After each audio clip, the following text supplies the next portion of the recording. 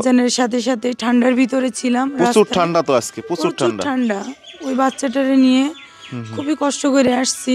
তারপরে বসেছিলাম, বসে থাকতে একটু সকাল যেই হয়েছে একটু আচ্ছা, কান্না করেন না আপু, কান্না করেন না, আল্লাহ ভরসা।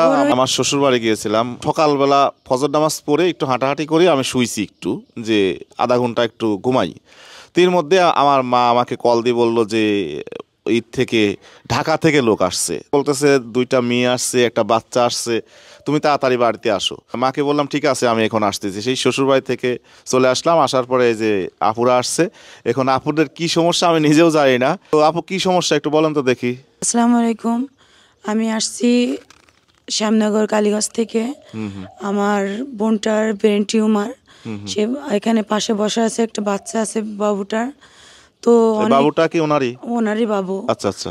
তো বিয়ের 4 বছর পর ব্রেন টিউমারটা ধরা পড়ছে। ব্রেন টিউমারটা অপারেশন করতে আমার বাবা মাও খুব মধ্যবিত্ত। আমার বাবা একজন ভ্যান চালক, ওর হাজব্যান্ডও মানে অতটা কাজকর্ম করে না। কিছু হইলেও আপনারা তাদেরকে একটু সাহায্য করবেন, সবার কাছে একটু সহযোগিতা যাচ্ছে না তো। আমি সবার তার বিকাশ নাম্বার আছে, বলেন তার বিকাশ নাম্বারটা বলে দেন। তার বিকাশ নাম্বারটা 01929419680। এটা পার্সোনাল?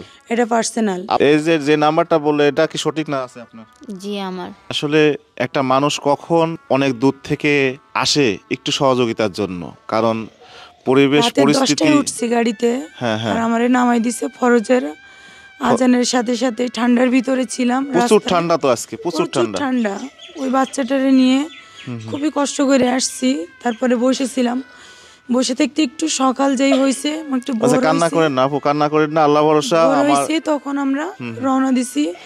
এখান থেকে আস্তে আস্তে একটা সেনজি নিয়ে আমি ভাইয়ের ঠিকানা জানতে জানতে আমি এখানে পৌঁছাইছি ভাইয়ের বাসাতে। আলহামদুলিল্লাহ আমি ভাইয়াকে পাইছি। প্লিজ একটু দয়া করে ওদেরকে সাহায্য সহযোগিতার হাত বাড়িয়ে দিবেন। আপনাদের কাছে একটাই অনুরোধ, যতটুকু পারি আমি ওনাদেরকে সহযোগিতা করব। তো আপনারা আপনাদের জায়গা থেকে একটু চেষ্টা করবেন। আসলে একটা মানুষ নিরুপায় হয়ে একজনের কাছে আসে, যার কোনো উপায় থাকে না যখন, তখনই এই সাহায্য সবার কাছে। 10-এর লাঠি 1-এর বোঝা, একটা কথা আছে না? যদি আমরা সবাই চেষ্টা করি তাহলে হয়তো এই মেয়েটা বেঁচে যেতে পারে। ভিডিওটা শেয়ার করে হোক সহযোগিতা করতে পারেন, যেন ভিডিওটা যার দেওয়ার সামর্থ্য আছে সে যদি একটু সহযোগিতা করে ভিডিওটা দেখার পর, তো তাদের মুখ থেকে তাদের নাম্বার দেওয়া আছে, আপনারা তাদের সঙ্গে কথা বলবেন, তাদের সাথে যোগাযোগ করবেন, করে তাদেরকে যতটুকু পারেন সহযোগিতা করতে পারেন। এটা আমার পক্ষ থেকে আপনাদের কাছে রিকোয়েস্ট থাকবে।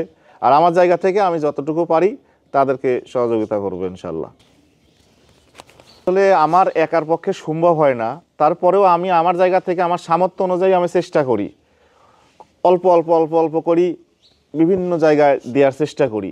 দ্রুত ডাক্তারে বলছে দ্রুত অপারেশন করাইতে, ওর টিউমারটা অনেক বড় হয়ে গেছে। ইনশাআল্লাহ আপনারা দয়া করে একটু সহযোগিতার হাতটা দ্রুত বাড়াই দিবেন, যতটুকু পারে হেল্প করার চেষ্টা করবেন, যেহেতু খুবই অসহায়, খুবই গরিব, আর তার কোনো আর্থিক অবস্থা নেই, খুবই কষ্ট করে।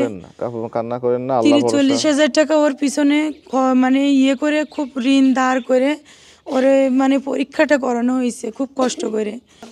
চলো চলো বাবু চলো। সেই অনেক দূর থেকে আসছে, সেই ফজর নামাজের পরপরই খাওয়া দাওয়া করেন, তারপর রেস্ট নিয়ে তারপরে যান, চলেন ভিতরে চলেন, যেহেতু অনেক দূর থেকে আসছেন, চলেন।